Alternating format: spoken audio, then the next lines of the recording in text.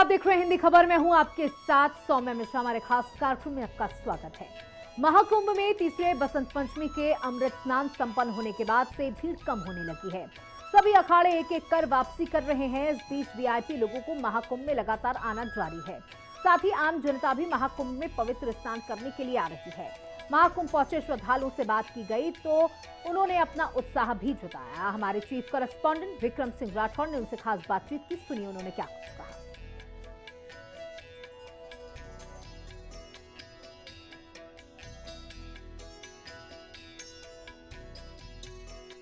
महाकुंभ में आस्था का जनसैलाब लगातार देखने को मिल रहा है।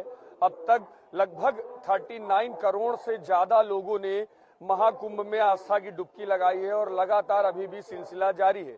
मेरी मौजूदगी लोअर नोज के पास में है। अगर आप देखेंगे ये रास्ता जो है वो शहर की तरफ से नोज की तरफ यानी कि त्रिवेणी संगम की तरफ अंदर आता है और यही रास्ता सीधे अगर कहें तो संगम दूसरी तरफ संगम नोज की तरफ जाता है। और आप देख सकते हैं कि जहां तक भी नजर जा रही है सभी जगहों पर आस्था का पूरी तरीके से जनसैलाब यहां पर देखने को मिल रहा है। और आस्था का जनसैलाब ऐसा कि जो लगातार आगे बढ़ रहा है और कहीं पर भी रुकने या थमने का नाम नहीं ले रहा। और उसी तरह की तस्वीरें लगातार जब से कुंभ शुरू हुआ है तब से लगातार ऐसी तस्वीरें देखने को मिल रही हैं। यहाँ पर कुछ श्रद्धालु हैं जिनसे हम बात करेंगे, जानेंगे, समझेंगे व्यवस्थाओं के बारे में। कहाँ से हैं आप? मैं वाराणसी से। बनारस से जी। स्नान हो गया? अरे बहुत फर्स्ट क्लास दिव्य स्नान हुआ। लोग तो बता रहे हैं सब एकदम व्यवस्थाएं ध्वस्त हैं, चीजें खराब हैं, कोई काम धाम हो नहीं रहा, आदमी परेशान है, श्रद्धालु रो रहे हैं। नहीं वो है क्या, मुंडेर मुंडेर मतिर भिन्ना, अपनी अपनी राय सबकी हो सकती है। बट इतने बड़े आपने क्या बोला अभी, इतना जनसैलाब है, 39 करोड़ आदमियों ने स्नान कर लिया है। It is feasible to manage 39 crore people. ये कहीं व्यवस्था आप देखते हैं, ये आस्था ही है। कुछ क्या कहाँ से आप?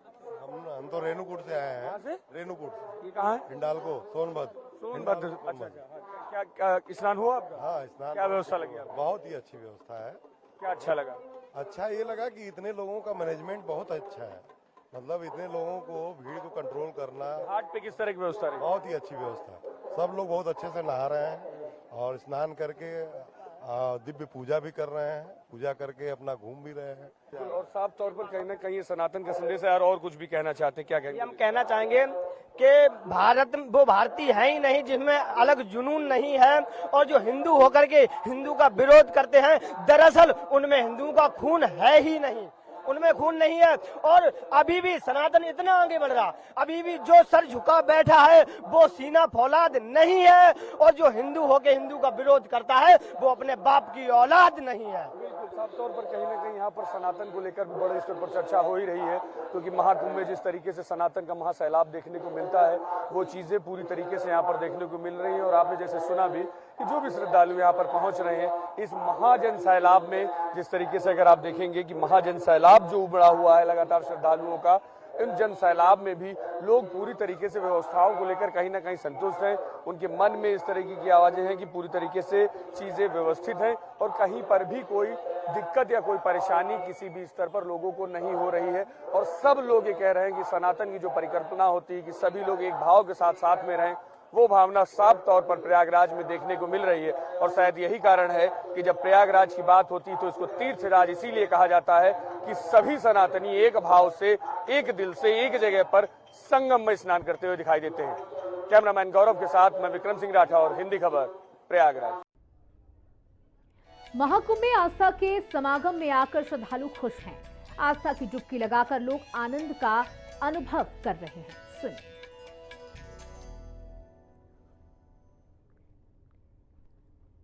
तो अभी हमें आपको तमाम लोगों की बातचीत भी सुनाएंगे जो यहाँ पर आकर अपने आप को बहुत ही खुश नसीब समझ रहे हैं। आप जहाँ भी नजर घुमाएंगे वहाँ पर सिर्फ आपको श्रद्धा का ये जन सैलाब देखने को मिलेगा। आपको बता दें 3 शाही स्नान संपन्न हो चुके हैं, अमृत स्नान संपन्न हो चुके हैं, जिसके बाद अब जो अखाड़े हैं वो एक एक कर वापस हो रहे हैं। इसी के साथ अब जो आम जनमानस है उनकी भीड़ यहाँ पर साफ तौर पर देखी जा रही है। वीआईपीज यहाँ पर पहुंच रहे हैं। 5 तारीख को प्रधानमंत्री नरेंद्र मोदी पहुंचे थे जिन्होंने त्रिवेणी में आस्था की डुबकी लगाई। और ये भी जानकारी मिल पा रही है कि थोड़ी दिन में खुद राष्ट्रपति भी यहां पर पहुंचेंगी, आस्था की डुबकी लगाएंगी। आप देख सकते हैं कि अभी तक अगर जो अनुमान के हिसाब से 40 करोड़ लोग संगम में आस्था की डुबकी लगा चुके हैं और हर तरफ हर हर गंगे की गूंज सुनाई दे रही है। मेरा नाम वीना देवानी है, मैं दिल्ली से आई हूँ। मेरा महाकुंभ में आके बहुत अच्छा एक्सपीरियंस रहा और मैं शुक्रिया करना चाहती हूँ योगी जी को और मोदी जी को, जो उन्होंने इतना अच्छा प्रबंध किया है। मेरे ख्याल से कई जगह लोगों को कंफ्यूजन है, डाउट है, लेकिन मुझे तो बहुत ही ज्यादा मजा आया। मेरा नाम KR मेरा फ्रॉम फरीदाबाद। महाकुंभ में आके बहुत अच्छा लगा। जैसे वीडियो वायरल हो रही थी कि मैंने सुना था कि कोई साफ सफाई या इस तरह से कुछ नहीं, बट योगी जी ने बहुत अच्छा प्रबंध कर रखा है, सफाई का पूरा ख्याल रखा हुआ है। जिस हिसाब से देखा हमें बहुत अच्छा लगा है, बहुत जीवन आनंद में हो गया हमारा। उधर गुजरात के मुख्यमंत्री भूपेंद्र पटेल प्रयागराज पहुंचे। उन्होंने गंगा यमुना और अदृश्य सरस्वती के संग में आस्था की डुबकी लगाई। इसके बाद उन्होंने मां गंगा का पूजन करने के बाद संगम तट पर स्थित श्री बड़े हनुमान जी का दर्शन भी किया। प्रयागराज पहुंचने पर यूपी सरकार के कैबिनेट मंत्री नंदगोपाल गुप्ता नंदी ने उनका स्वागत किया। मंत्री ने भूपेंद्र पटेल को कुंभ कलश भेंट किया। भूपेंद्र पटेल ने उन्होंने महाकुंभ की व्यवस्था के लिए योगी सरकार की सराहना की है।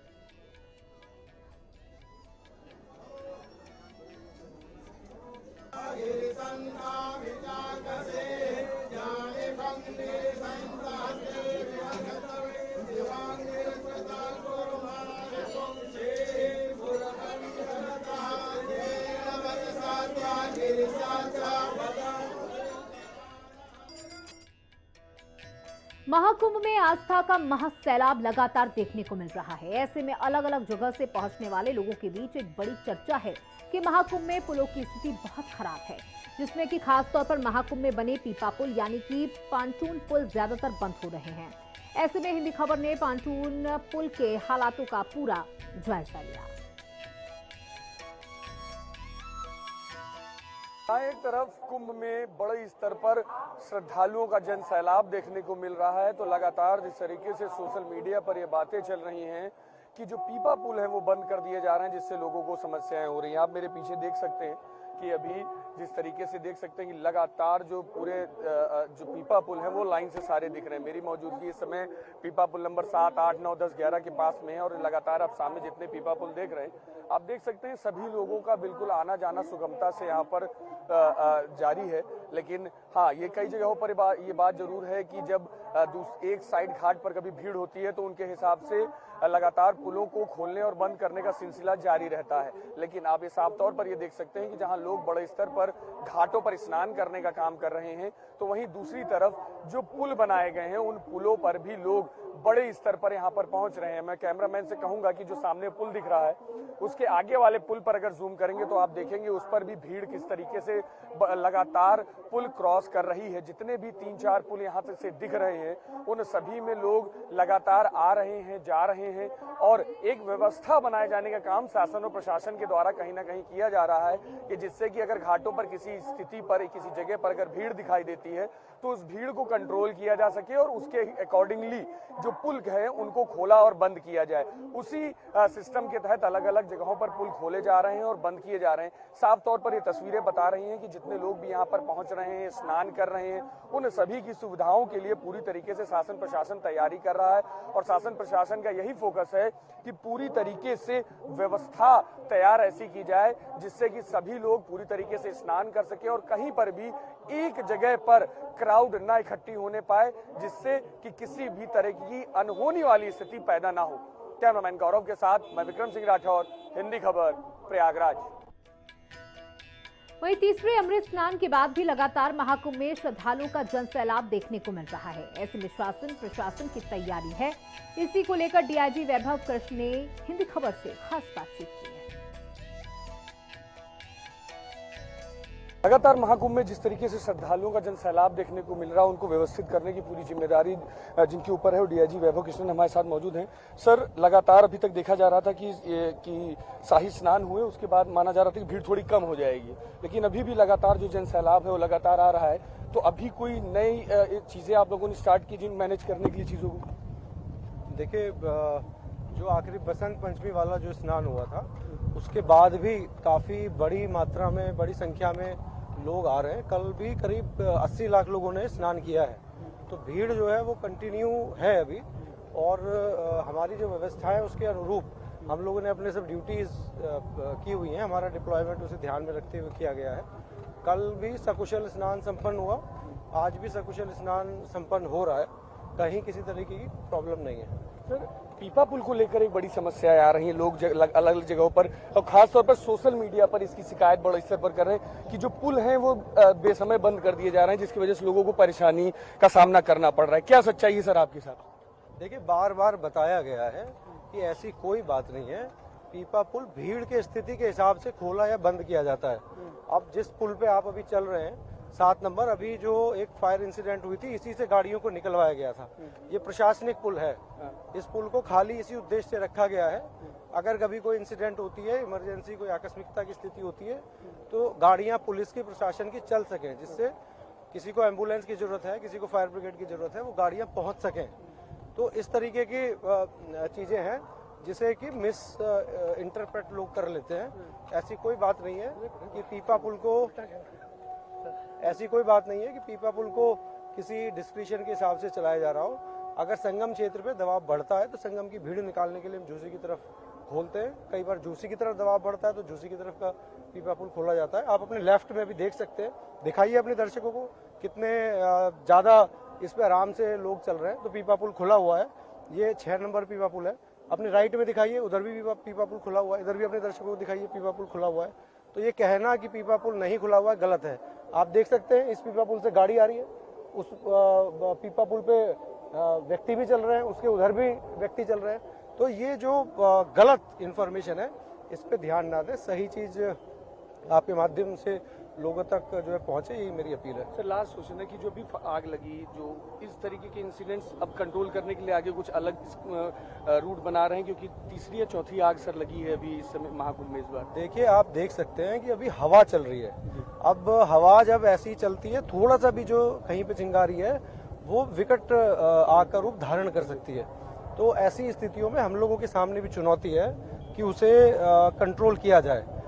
ये फायर इंसिडेंट रिपोर्ट हुई थी, तत्काल 7 मिनट के अंदर हमारी कई फायर ब्रिगेड की गाड़ियां पहुंची।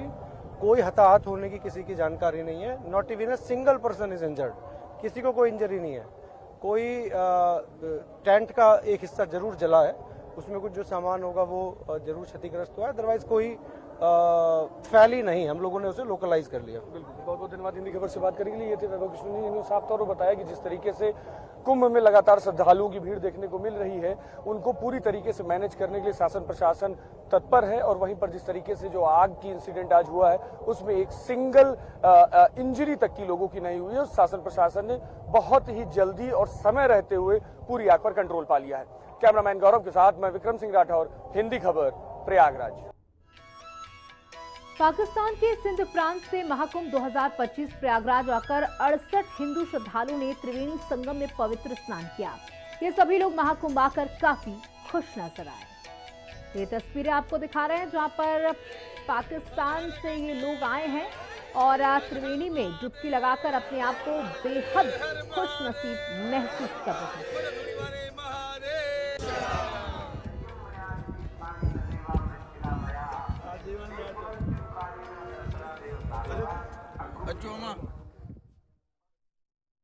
अभी यहाँ देखकर बहुत आनंद हुआ, बहुत इंतहाई अनंत खुशी महसूस हुई कि हम करोड़ों लोगों में हम भी भाग्यशाली हैं कि पाकिस्तानी सिंध से हिंदू यात्री यहाँ स्नान करने आए हैं और अपना भाग्य बनाने आए हैं।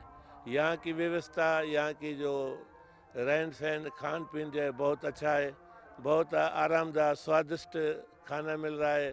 आरामदायक हमें तंबू या ये जो जिस राश का बंदोबस्त किया गया है वो बहुत बेहतरीन है। ठंड तो है लेकिन ठंड में भी मज़ा आ रहा है क्योंकि ये पावन धरती प्रयागराज की धरती है। सो प्रयागराज जो है तीर्थों का राजा गिना जाता है। सभी तीर्थों को 68 तीर्थों का राजा प्रयागराज है। हम यहाँ सब वहाँ खड़े हैं, हमारे यहाँ बहनें भी हैं, भाई भी हैं, बूढ़े भी हैं, हमारे बुजुर्ग भी हैं, सब आकर दर्शन करेंगे। अभी हम थोड़ी देर में संत श्री युधिष्ठिर लाल महाराज के साथ जाएंगे और संगम में स्नान करेंगे, अपने बड़ों के नाम लेकर बड़ों को तर्पण करेंगे, अपने आप को तर्पण करेंगे और फिर हम यहाँ से रायपुर जाएंगे। रायपुर से फिर हरिद्वार ऋषिकेश का दर्शन करके 28 फरवरी को हम वापस अपने घरों में चले जाएंगे। यहाँ आके हमें बहुत खुशी हो रही है। इतनी अवस्था लगी रही है कि वो जो यहाँ जो हमें टेंट मिला है और जो इधर जो हमें जो सुविधाएं मिल रही हैं बहुत अच्छी हैं, ज़बरदस्त हैं और इंडियन गवर्नमेंट के हम आभारी हैं जो हमारी सारी संगत को यहाँ बुला के इतनी विदा दी है और इतनी सेवाएं हो रही हैं। हम बहुत खुश हैं। हमने बचपन से ही पढ़ा है कथाओं में कि प्रयागराज की धरती उत्तम धरती है। यहाँ पर माघ के महीने में ये कुंभ का मेला लगता है और यहाँ पर का स्नान बहुत उत्तम स्नान होता है। तो इस वजह से हमें बचपन से ही ये इच्छा होती थी और ये हमारे भाग्य हैं कि हमें ये इस दफ़ा मौका मिला है। और जाहिर है मीडिया ने भी काफ़ी हमें इंस्पायर किया है कि कुंभ का मेला बहुत अच्छा मतलब उत्तम है और हमारी ये दिली ख्वाहिश पूरी हुई है और हमें बहुत खुशी हुई है यहाँ पहुँचकर। यहाँ पर कुंभ के मेले का हमें मीडिया के माध्यम से पता चला कि ये कुंभ का मेला है। वैसे तो हमें पता ये 4 साल में होता है, 5 साल में होता है। जब इस मेले का पता चला कि 144 साल में ये होगा तो हमें बहुत इच्छा हुई यहाँ पे आने की और हमारे गुरुदेव संत श्री डॉक्टर युधिष्ठिर लाल जी ने हमें ये मौका दिया कि हम यहाँ पर आएँ। उन्होंने हमें यहाँ पर बहुत अच्छी सुविधाएँ दी हुई हैं।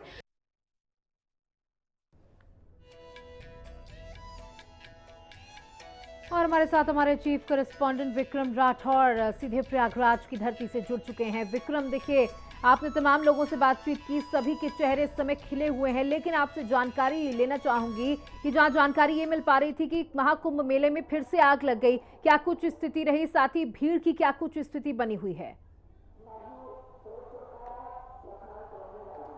देखिए, बिल्कुल आज सुबह सेक्टर 19 में दुर्भाग्यपूर्वक ये आग लगी थी, जिसमें कि जो कारण बताए जा रहे हैं कि वो एक छोटी चिंगारी थी। और आज अगर बात की जाए कुंभ में तो हवा बहुत तेज चल रही है और उसी के कारण जो चिंगारी है वो अचानक से विकराल हो गई थी और उसने पूरे टेंट में आग पकड़ ली। और ऐसे में आनन फानन पुलिस और जो सहायक दल थे, जो इमरजेंसी सेवाएं थी, फायर ब्रिगेड थी, वो मौके पर पहुंची और मौके पर पहुंच के उस आग को कंट्रोल पा लिया गया। इसके संबंध में जिस तरीके से भी हमने दर्शकों को सुनाया भी कि डीआईजी जो प्रयागराज कुंभ में हैं अभी वैभव कृष्णन, उनसे जब हिंदी खबर ने बात की तो उन्होंने साफ तौर पर ये बताया कि जिस तरीके से ये आग लगी थी उस आग को त्वरित गति से कंट्रोल कर लिया गया था। इसमें कोई भी हताहत नहीं हुआ है, किसी भी तरह की एक सिंगल इंजरी तक नहीं हुई है किसी को।